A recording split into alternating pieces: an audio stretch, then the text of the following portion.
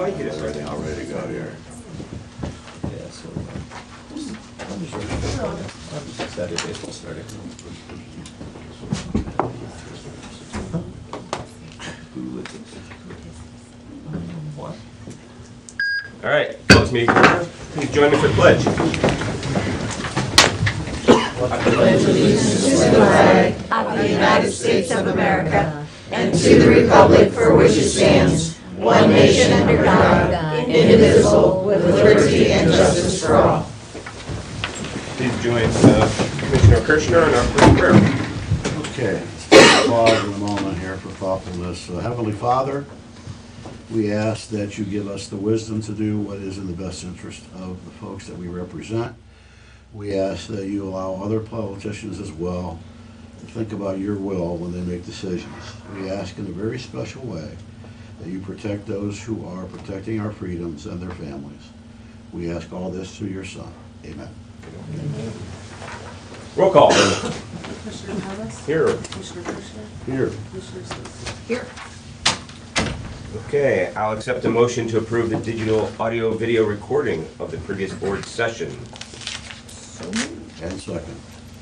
Roll call. Commissioner Stacy? Yes. Commissioner Kirschner? Yes. Commissioner Thomas? Yes. Any adjustments for today? One under old business, the driveway permits, I did hear back, so I'll give them Okay. just a brief update where that's at, other than the rest of the under commissioner. All right. Good, we've got guests. Sheriff, would you like to give us your report? Why don't you wear something I on was wondering black? if you could throw me in anyway, but if you want me to start, that's fine. Yeah, we'd love for you to start. About a week and a half ago, Commissioner Stacy contacted me and asked me to come up, give you guys an update on Project Lifesaver here in the county. I thought I'd better listen to her because she tried to nail me with a pie once at an event, so.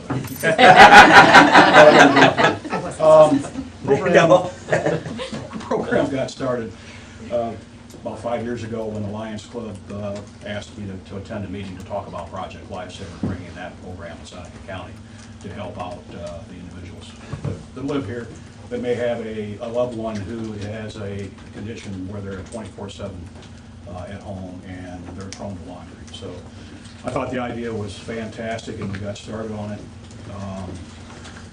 Today, we've got 12 clients on the program currently. The first individual was put on back in August of 2016, and the ages range from 3 years old to 88 years old. They're spread across the county from Attica to Fostoria. Through the programming training that we received initially, I have an individual on staff that takes care of the training for us, refresher and the initial, which helps out considerably. And we have 38 individuals across the county that are trained to operate the equipment and know how to do the search patterns that we utilize. 29 pieces of equipment that are also scattered around the county: Attica, Green Springs, Tiffin, Fostoria, as well as there's a receiver in the trunk of each deputy's cruiser. So we got the area pretty well covered. The great thing about this program is it's nationwide.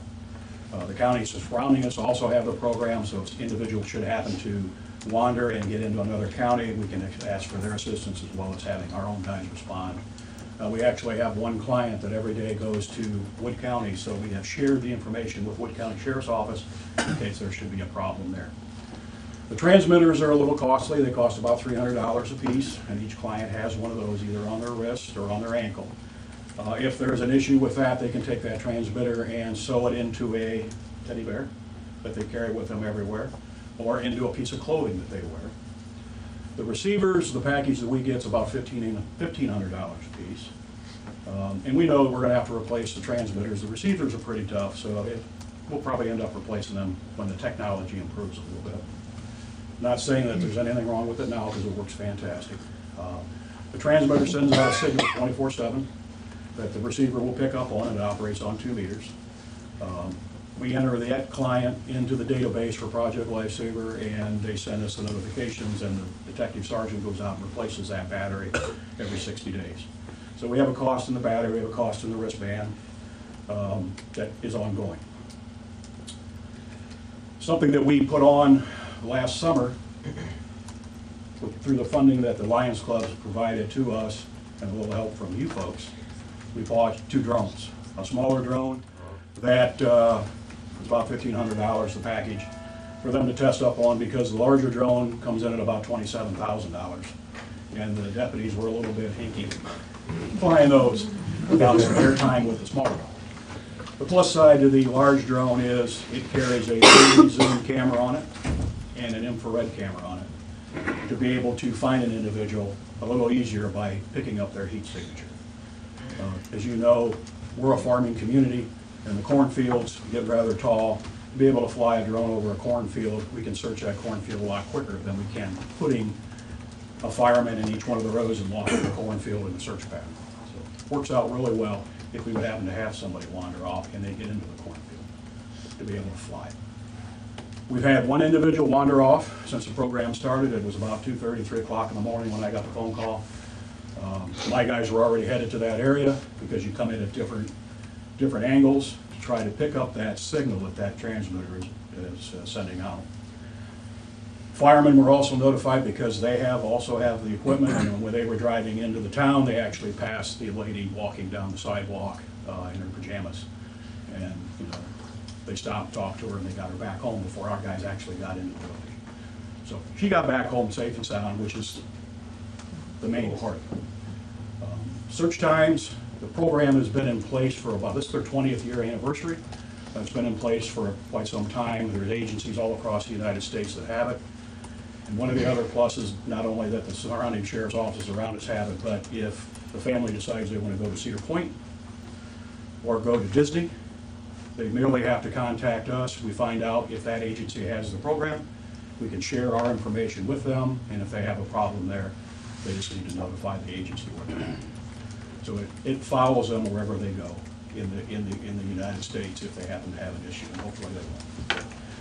The Lions Club has done an awesome job generating the funding to be able to buy this equipment. Without them, quite frankly, I don't have it in my budget to buy all that. I'd be coming to you guys for additional cash. So they've done an awesome job putting together fundraisers. And Cindy, who's the president of Seneca County Project Lifesaver Board, is going to talk a little bit about a fundraiser coming up. But I just wanted to give you an update on what we're doing, how well the program is working for us, and taking care of the folks in the county that have a stay-at-home loved one that needs to have that little extra protection. Cindy? This is our 4th year of the Project Lifesaver Super Raffle. It's going to be held Saturday, April 6th at the Tiffin News Lodge. Doors open at 5:30. We're serving dinner from 6 to 7. And dinner is a ribeye steak or a chicken breast dinner, along with potato bar, salad bar, and vegetable, and desserts, all homemade desserts. We will have door prizes, 50-50 drawing, special auction items that are higher prices than the baskets that you'll be able to put tickets in to win. And we'll also have the money machine, 50/50s? yeah, 50-50, but there's a machine that you can go in and it spins cash around and you can grab as much cash. Wow. Fun. Yeah. It's like an ATM gone crazy. No, I think there's $1,500 in it that you could possibly win. But that would mean you have to grab every piece. It sounds easy. Tickets are $20 a piece, or 2 for $30. I have tickets with me today. If you want to, you can call the Moose. Their number is 419-448-9271, and you can charge your tickets there, and then pick them up the night of the drawing or the raffle. And there are 7 Lions Clubs in Seneca County: Attica, Bascom, Bloomville, Fostoria, Tiffin, Old Fort, and Republic. Alphabetical, that way I don't forget them. All the clubs have tickets, and they're also all helping in getting baskets and items to auction and give away, things like that.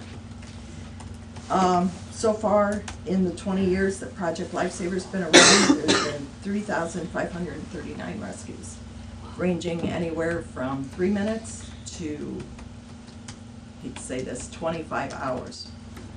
Usually they're not that long. 25 hours was in Los Angeles. Don't know what those California people are thinking. But usually it averages a half hour. And they've had no recoveries, they've all been rescues.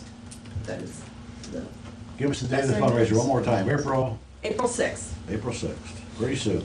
Tiffin News, yes, next Saturday. Now, where can you get a steak dinner for $20? I know. And have a good time. Yeah. Thank you. Deal.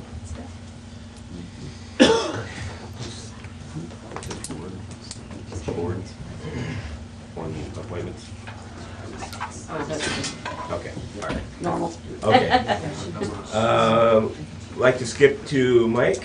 You have an announcement today, Nate, today? Well, we've got an opening with our EMA administrator, and that we sit down, we choose a person that we like to be put in that position. So John Spar. Yeah, so Good. John, would you like to come up and introduce yourself so everybody knows who you are and tell us a little bit about, Sure. Hi. for those who don't know you, I'm that John might be Spar, you. in case anybody doesn't know me. I was previously with WTTF, and recently I've been with the Tiffin Police Department as a dispatcher.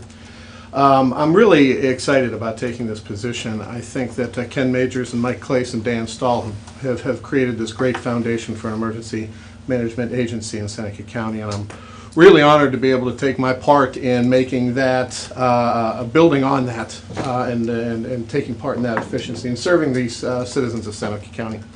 So it's just another step in my path, and I'm very happy to be here.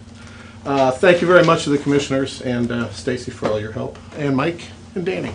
Thanks. Welcome. Thank you.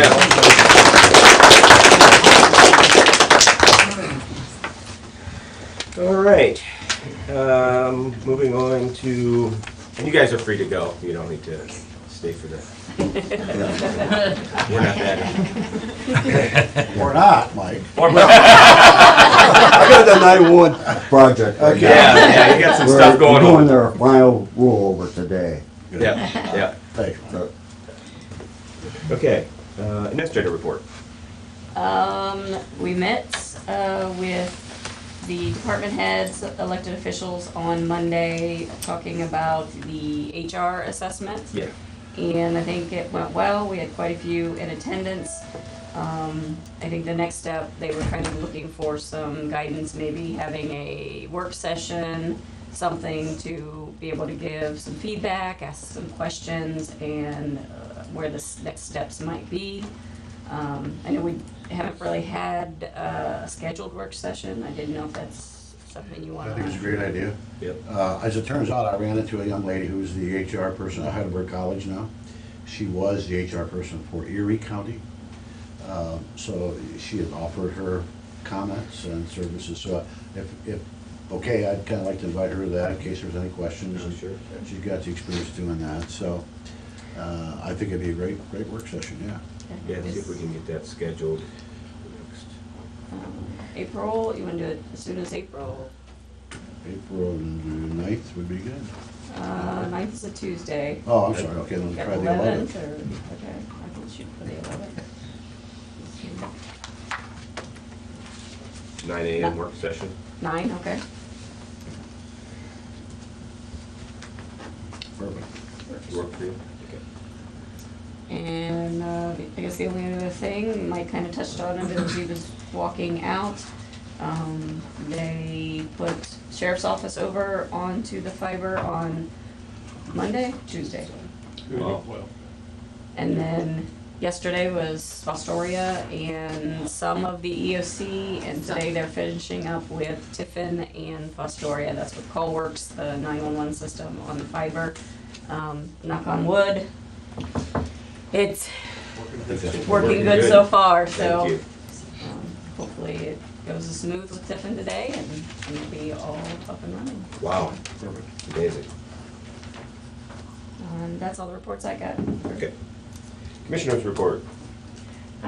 Couple of things. I attended the Northwest Ohio Commissioners and Engineers Association meeting on Monday. It was hosted by Wood County this time.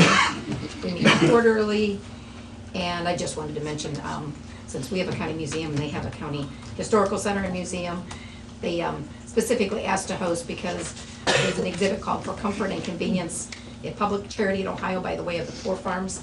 And so every county is represented in the exhibit that they put together with the work of a photographer, showing what they had as a way of a county home and or where it used to be. In some cases, they couldn't even have it, they didn't even have a picture. But if any of the interest, it's up for a while, but that's a very interesting thing and fairly close to here to take advantage of seeing. The Health Insurance Advisory Committee met yesterday afternoon, and so we just continue, we keep a watch on the funds that we have available for what we do with our health insurance coverage, and that also ties in with the wellness program that's part of that. And so as we continue working towards the goals that the group has set and worked on, we continue that effort, so that's going well. And then as Mike just alluded to, leaving with the IT and the 911, we will have the IT committee back together, but we decided we might as well wait till all this transition. We're hitting the deadline was March, or the goal. And so that's happening with the 911 and others, all those offices getting switched over, the city today. So soon we'll set a date, once all that's done, we'll set a date for a committee meeting. So that's all I got for that. You good, Commissioner Hirschman? Yeah, I met with Carl Kellnow and Zachary, I don't remember his last name now. They're the people that pretty much do our bonding. And this will kind of tie into the building committee meeting that's tomorrow. We kind of went over how, when some bonds are rolling off and what the county's capacity is in the event that there is some need to look at building changes as time goes on. I mean, I think that the takeaway, the major takeaway is that for our, we actually hit the bottom of the rate cycle when we did the Justice Center, which is kind of amazing. You know, you can't really hit that. But, you know, the rate that we paid was very much at the bottom. And that's shown to be true throughout. The good news is it stayed pretty much down there, and rates for borrowing are extremely inexpensive right now. So that if there is any need, I think we're in a pretty good position to look at that. We do have significant repayment rolling off in 2023, which could certainly fund anything that we might decide to do. But the thought was, even if we're not going to do anything right away, we might consider looking at this program because rates are so low, and because you know, what we can earn between the rate and what we could earn on the money that we might borrow in anticipation, you know, is less than 1%. So it might be a good time to at least consider it if we are heading in that direction. All right, old business. You want to talk about the museum contract a little bit, Stacy? Yep, I just wanted to make sure I brought it up. The contract for the museum, it expires on July 19th. And it has an automatic renewal, but if we wanted it to do any changes, updates, it just says that we need a 60-day notice in there. And the only thing I thought about maybe suggesting is, because the wording for the funding is a little vague, it just talks about contribute half of the annual estimated expenses. So each have put in 8,000, or total of 8,000, 4,000 each. And just because that's where our budget's lying, we haven't spent that much. So currently for this year, we haven't charged back, because I wanted to have this conversation with you before we, because it would be the same. Our budgets didn't go any different. The problem is we're not spending it, so technically they have almost a $12,000 carryover. So whether we want to keep that language the same and just continue the, you know, collecting the 8,000, or, because it's really vague. It just says half of the annual estimated expenses. So if something happens like next year and it triples, then they're stuck paying half of it, and I'm sure they wouldn't expect something like that. So didn't know if we could maybe reword that section. Yeah, and it does say it's based on the budget amount that they're to be notified in November when we do Yeah. our budgeting. But I'm just curious, has it been able to be upheld by the organizations to do their half of what it was, even if we haven't charged it back anything for current? They've gotten 17 and 18 paid. We have not invoiced for 19 For yet. 19, which makes sense if they're sitting on monies for Yep, those yep. expenses. But I didn't want to not charge them before I brought it up Right. to you guys. We but do they- have, the museum board does have a fundraiser plan, not on April 6th. So, and they would be anticipating that they would generate some income that would be able to help with this, I would think. Okay. Would that be the board or the It museum would be- itself? Because she's got well, her, You know, it's always muddied. okay. Is it the foundation or is it the board? But let's say it's 50/50 and, you know, they make $8,000, so it'll generate 4 for them. Yeah. I think last year's went towards the carriage house. Yes, Yep. yeah. So I think I'd asked Tanya to maybe see if she could put that on the agenda for the museum Yeah, that's a good. idea. advisory Yes. board. Yeah, there's some other items that Chuck, he's the chairman, wants to discuss anyway, so it's about Okay. time. And maybe we ought to, she comes in, quarterly or semi-annually to Yeah. give us an update of, visitors and what's, things going on, how things are going with the inventory and stuff. Maybe we ought to do that. We've got a little bit of time, but, not that I'm saying we need to change anything. I just know we invested a lot of time to Sure. come up with a plan that worked for all the organizations who wanted to be part. Yeah, and we've been lucky enough, the foundation itself and some other grants have allowed us to put some windows in the carriage house and some doors and, Yeah. fix some soffit and whatever else, and that's ongoing. So the good news is we're paying attention and trying to keep the buildings up. Sure. Yeah, we've got what they've donated between all of them, majority from actually the foundation. They've got almost $19,000 sitting there saved for the carriage house. That's part of the roast that you did, and the foundation, knowing we had the grant, wanted to put in some, because we have to have our match money, of course, Right. so they donated some to help push towards that, our match for that grant. And just so we don't lose focus, still the problem with that house on Clay Street is the electrical and HVAC. We've got to address that at some point. Somebody needs to address it. There's still some knob and tube electrical in there, and the humidity control probably needs to be much better because of the stuff that they're trying to store. So at some point in time, we're going to have to face that monster and decide how much it's going to cost us to do the electric and to do the HVAC. And I have not heard back from the gentleman, Smith, what was his first name? With IAP, that came in. Oh, Doug. Doug Smith. He come in, he sent a gentleman up, we went down to the museum, went over some of the electrical, he got some, we don't really have drawings, but between Mark and Tanya, they made a sketch of the building to, Yeah. so I'll see if they have a update on that. So they're looking at that to see if our energy savings could pay for That's the those. Johnson Controls.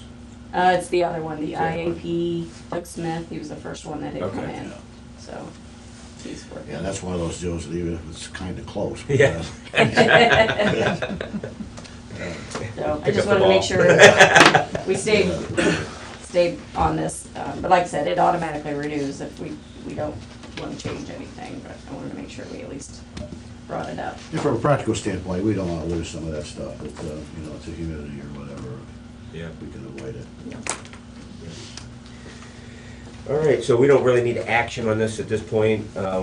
Obviously defer to Commissioner Kirschner and his work on the board, and if there's something we need to change or tweak, we'll be open to that at some point in the near future, I guess. Because it renews for 3 years? Yeah. Good looking out. All right, AEZ.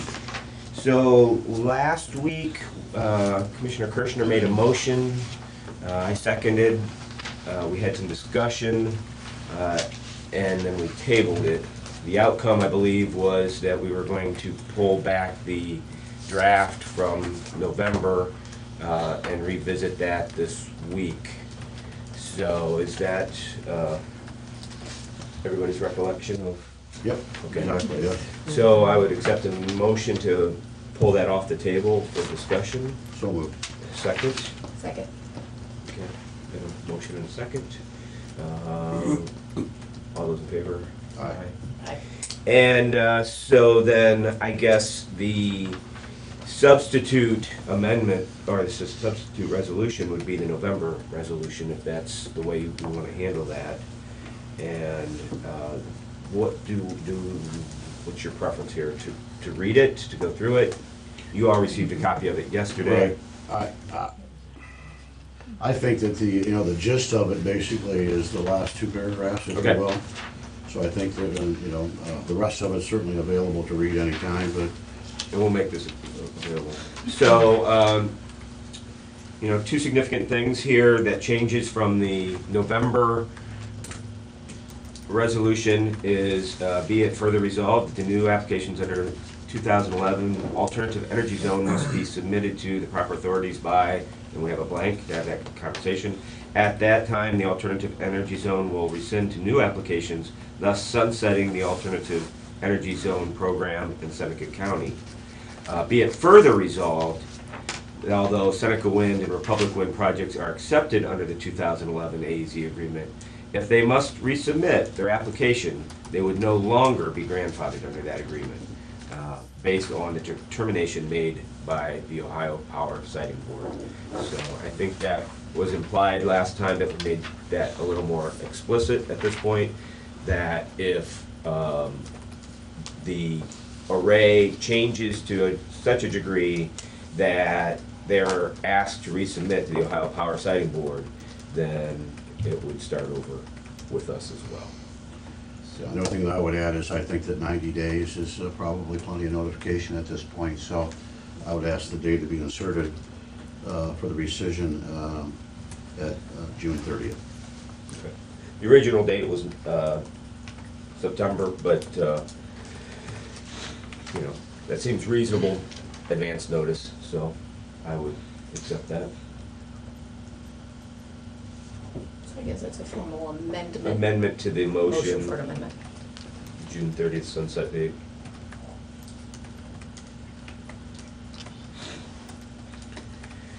So now that we have the motion on the floor, any discussion? Any further discussion at this point? Couldn't believe that you probably have to vote on the motion, on the amendment, and then on the Okay, motion, I think, sure. as amended. Sure. Robert's rules. right Robert, here. we will take a vote on the amendment to the motion. So can you roll call that? I did. Commissioner Stacy? No. Commissioner Kirschner? Yes. Commissioner Thomas? Yes.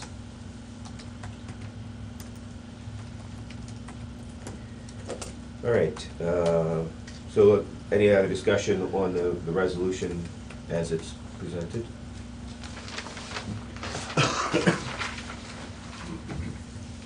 I guess I don't, just because I guess I received a few emails. It's not new information, but I'll just share again why I stand where I do on the issue. A number of people indicating that if we were to sunset, some indicating they think we needed to do it immediately, but if we were to sunset it, basically rescind it at whatever date that is, that then we'd have more local control. But the fact is, a pilot program is capped by current legislation in the state, so there's not a lot of room on the dollars when you're talking about a pilot with an energy company of any kind. So that you really only have so far to go. All the extra add-on things you could negotiate that the AEZ brings to us at a level playing field for all energy projects, be it solar, be it wind, be it whatever it might be. And that would mean we're talking with company A over company X, and a new board of commissioners is in place at some point. And, I like the level playing field.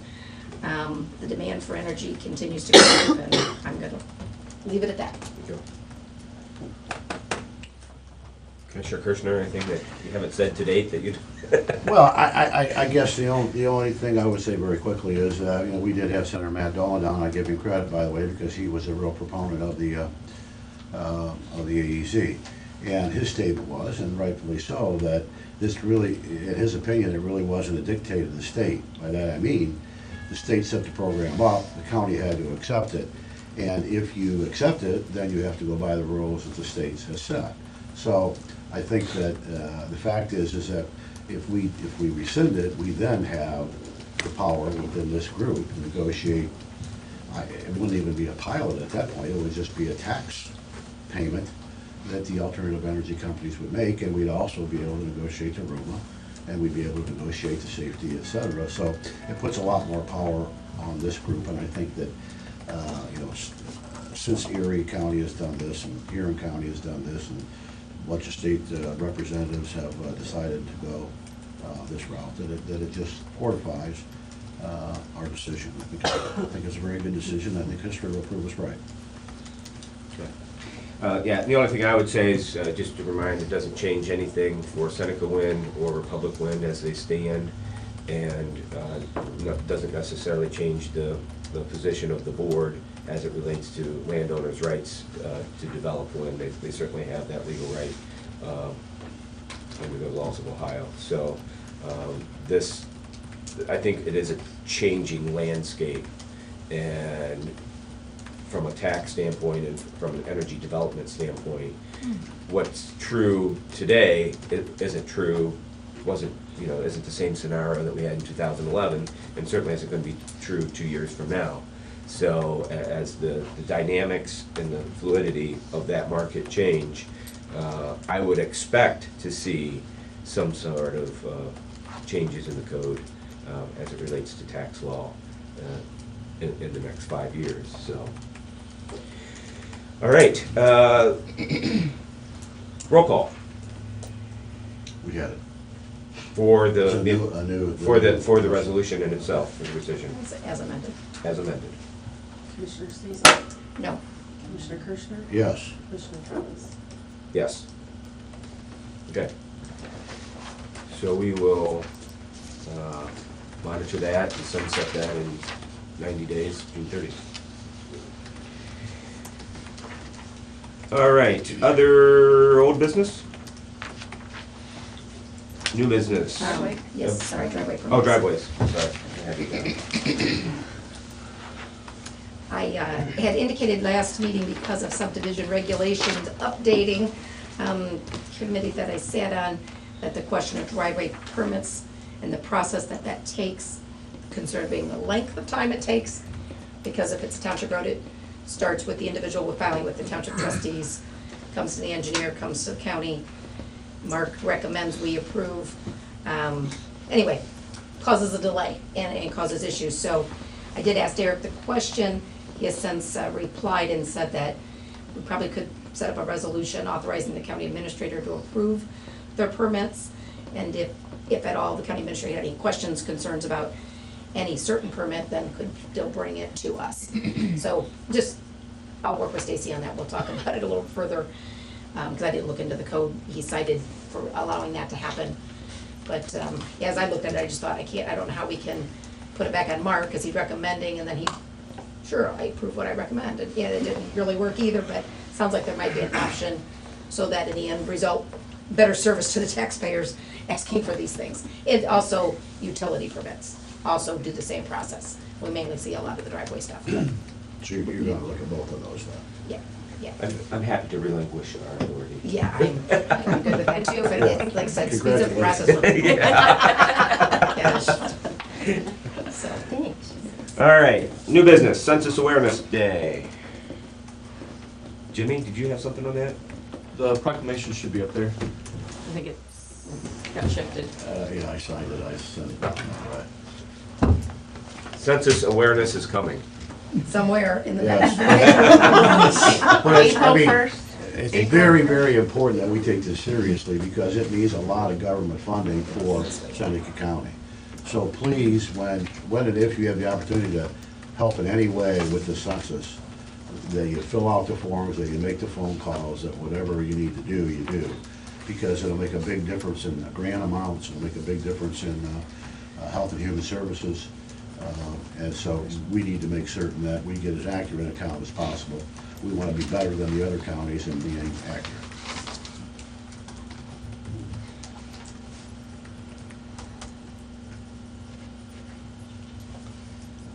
There are a bunch of temporary jobs, by the way, for the census. If you know some young folks that are needing some temporary work, are going to be out there looking for lots of people. Yeah, so the proclamation says that, you know, $675 billion is distributed based on census data. So that gives you an idea of the order of magnitude. And I also want to give a shout out to the North Central COG. They've been organizing the count, and they are doing a really good job of getting way ahead of that. So John DeVoli has been leading that up, and I appreciate his effort there, and Charlene as well. Thank you. Ohio Child Abuse and Neglect Prevention Month is April. Do you want to take a stab at this? Been reading a cold shirt one. Right, cold read right there. Okay. Whereas childhood is a formative time, and abuse and neglect have devastating long-term effects on young lives that transcend into adulthood. And whereas last year there were 19,000 confirmed reports of child abuse and or neglect recorded in Ohio, with a confirmed report being made every 27 minutes. Adverse childhood experiences such as child abuse and neglect can negatively impact one's mental and physical health across the course of lifespan. These negative impacts may substantially mitigate by having a trusted adult supporter during one's childhood. And whereas Ohio recognizes the heroes and parents, family members, educators, public officials, and faith-based organizations who share the responsibility to protect our youth and ensure that children are safe and grow up without fear of abuse and neglect to realize their full potential. And whereas Ohio now calls on all Ohioans to be a hero in the eyes of a child, one simple act of encouragement at a time. The Ohio Children's Trust Fund's Everyday Ohio's Hero Awareness Campaign encourages Ohioans to recognize others who are everyday Ohio heroes who make positive differences in the lives of our children, creating a brighter future for our state. And whereas Ohio is committed to raising children in a secure and loving environment where they can thrive, develop character, and learn to be responsible citizens with the help of all Ohioans. And now therefore be it resolved that we, the Board of Commissioners, Seneca County, Ohio, do hereby designate April 2019 as Ohio Child Abuse and Neglect Prevention Month. Thank you. Pretty good cold read. She just got her voice back too. So. Thank you, Commissioner Stacy. Yes, and Doug is very happy for that period of time. I was going to say something about Joella, but fans going into track. But, all right, budget adjustments. The only one I have is a request from the treasurer's office for an additional $1,000 into advertising and printing. What, you get new business cards? Actually, we paid for the first round of new business cards, so they have our logo on them and everything. Dover is delinquent real estate tax setting out, it needs to advertise for those, and it must have been left off his budget. It wasn't asked for in the original budget, so he's asking for an additional $1,000. Damon. I know. Yeah, made a mess and left. And do you want to read the rest of them? I'm going to be out next Thursday, so. Kylie is a deputy administrator, so Yeah. she is learning the trade. Yep. Just read the title. In the matter of resolution authorizing the Seneca County Veteran Services to utilize credit cards for expenditures retroactive to November 2018. In the matter of resolution authorizing the Seneca County Park District to utilize credit cards for expenditures retroactive to January 1st, 2018. A resolution authorizing participation in the ODOT road salt contracts awarded in 2019. And in the matter of resolution, hiring John Spar as full-time emergency management agency administrator effective April 8th, 2019. I will move for approval of the budgets and the authorizations. I will second. Roll call. Commissioner Stacy? Yes. Commissioner Kirschner? Yes. Commissioner Thomas? Yes. All right, Nice job. time has come for public comment. Any comments today? Gene, I got a question. Last week I asked State you, your name and township. Chuck Gaedo, 8 Township. Yep. I asked you last week about the mud that was being dragged on the road, and you brought up that you went to look at that because that was gonna be a safety issue, and you were gonna look into that. Yeah, so I talked to S-Power, and they are going to always have crews available to clean the roads, and that they were aware that they had missed a road by several hours, and they had pictures of it, and they admitted that they didn't think it posed as a safety hazard, but it was unsightly and unkept, and they committed to do better, so. Okay, that was their idea, it was safe, but maybe not some other people's idea. Sure, I mean, that's But subjective, the other but I'm just question- repeating what they said. Who do we contact if, once this project gets going, and if it does, and where we're at, but who do the people in the area contact? I mean, I tried to call S-Power, and I was polite, and I asked them to call me back and told them about the problem, and to this day, I haven't got a call back. Mhm. You know, they must have been too busy, I assume, but who do we, as a people, contact? You know, we don't call the commissioner's office, we don't call the sheriff's Right. department, our township, and our state, and our county. I mean, when we have problems, who polices this? Who do we contact? Yeah, I think the engineer will be the agency that will monitor road conditions. Their commitment to us is to keep the roads at the level of acceptability of the jurisdiction, so if it's a township road, county road, state highway, so. Yeah, that's, I mean, the engineer is the one who implements the road, right? So, they're part of that road use management agreement, they being S-Power. They've agreed to that, so, I called the other day, I called Mark, the Okay. office, and they told me to contact my township. So I did, the township went out and cleaned it up. So, Bill, what would your reaction be? Well, Yeah, that's what I was gonna say, that, through the room, and not all, Mark is not covering, Bill Frankert, Adams Township, Mark's not gonna be covering, the RUMA for some of the townships who have hired integrity permitting to do that. So the townships are actually working, with Derek, and then working directly with the, company, the wind turbine companies on the RUMA part of it. so what township are you, Chuck? Adams. I mean. No, I know you're Oh, Adams, he's- Chuck. I mean, Yeah, so basically the townships that are kinda on their own for doing the RUMA is Adams, Scipio, Eden, Venice. So, I mean, I guess the short answer to the question is, answering Chuck's question, he should contact his township trustee at If that the point? township road, probably the trustees should be contacted with that then. Okay, there you go. But kind of the process with the RUMA, we've been kind of waiting, and I know Derek's been waiting for information from S-Power to continue on with the RUMA, and we've not received that information. And also, we've been waiting for information from Apex too, with that. So, again, yeah, some of the engineer will take care of some of the township's RUMA, but other ones are kind of on their own and stuff with that, so. Okay, that's fair. Yes. I don't think it's the township's responsibility to clean up the mess from these power units, or wind turbine units. It's not their responsibility.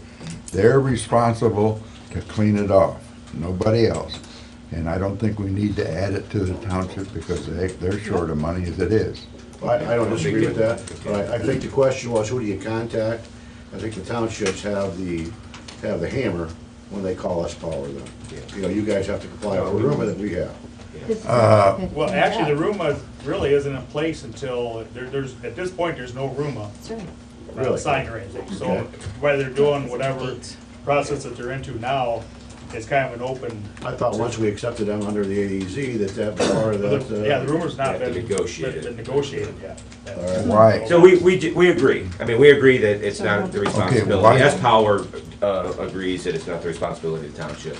So it's just keeping it to that standard. So I don't think anybody disagrees with your I statement. was just surprised that the sheriff won't take care of it. Or is there a reason? I don't know. I'm sorry, but Can you get that big drone and check it out for us? Oh, Shane. If you call us and tell us there's a problem, we'll send a deputy out to that area. see, I thought you would, yes. Hopefully they'll still find the people there responsible, and they'll tell them. But I thought, they said they couldn't call the sheriff, and I said, that's not right. Well, you can call us anytime. Well, then if you can't find them, the sheriff calls whatever the authority, be it township or county. Township road will contact the township, county road will contact the county, state road will call the state. All right. Yeah, I believe the townships can, invoice for the time, spent on that, if it's, something above and beyond. I mean, that would be something that. Yeah, it should be paid for it. Yeah, sure, Any you other- should pay for it. Any other thoughts? Yes, Diane. Oh, are we ready for another topic, or are we? Sure. still on this? Diane from Eden Township. It's not as glamorous as roads or things, but I'm gonna change the topic. I don't know that the word glamorous really fits, but okay. Stacy. Thank you. Thank you. Thank you. Stacy. This is my dog and pony show. Oh, okay. I warned you. You did. My name is Diane Hudak. My husband Joe and I live in Eden Township, and we are in the footprint of S-Power Seneca Wind Project. So according to the S-Power documents, a Met Tower and turbine 42 would be about a quarter mile, and turbines 51 and 53 would be about a half mile from our home and bed and breakfast business. I have cards later if you want. Okay. The flashing red lights atop these four structures would be in view with all the other ones within 10 miles. This is 5 miles from the three, so you'll be seeing them really good too. Which would be well over 100 flashing FAA lights. So instead of the simple country setting we promote in our marketing, it's going to look a bit like Cleveland or a sprawling airport. Gone would be the ability to enjoy fireflies, meteor showers, and the millions and millions of stars we see now. Just red, continuous, flashing, red, flashing, obnoxious lights. And then there's the strobe effect that occurs when the sun's position and turbine blades create a shadow flickering. Our property exposure exceeds the Ohio Power Siting Board regulations, and that you have a copy of.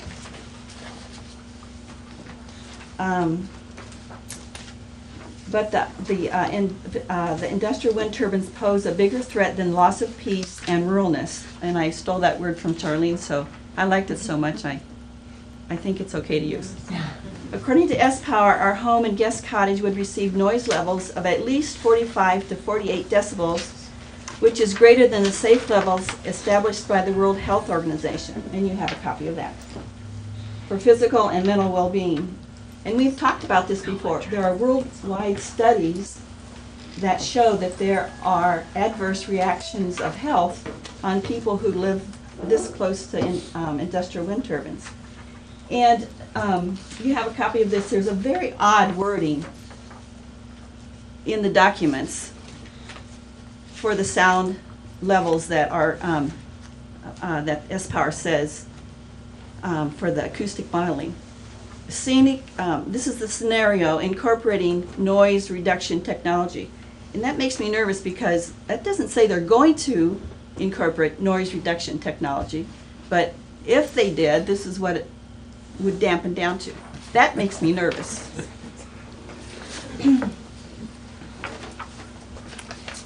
My husband and I cannot, in good conscience, expose our guests to industrial wind turbines, which means we will close our business. A business we have poured our passion and resources into, a business that fills a niche in our community. We are just one of three in the inns and bed and breakfast accommodations in the county. To date, people have come from 25 states, and the District of Columbia, and there have been people representing 9 different countries to our little county. Our guests would miss out on Seneca County, and Seneca County would miss out on our guests. Our business is just one business, but our small business does business with other local small businesses, not just the box stores.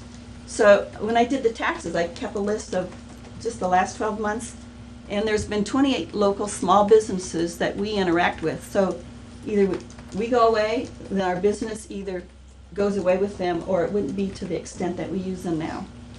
So if you think about it, the turbines adversely affect not only health, home values, birds, bats, and the environment, etc., but they adversely affect businesses. Just like no one snow crystal makes an avalanche starts with just one snow crystal. And what hurts one of us hurts all of us. Thanks. Thank you. And there's also a list, because I thought you guys would find it interesting, and I have a list for Charlene of the different states that have come, all the different states and the countries that have been represented, and the reasons that they've told us that they come to the county, and the backgrounds. And they're very, very interesting, so thank you so Thank you. much. Thanks, Dan. Thank you. Other thoughts? Oh, thank you. I just have a question. My Gail car. Moyer, Bloom Township. Mark Zimmerman is supposed to be coordinating with S Power for the submission of the roads for the, so that if I have questions about that, I can contact Mark Zimmerman. Is that correct? Yeah, he's in charge of the roads. Okay, thank you.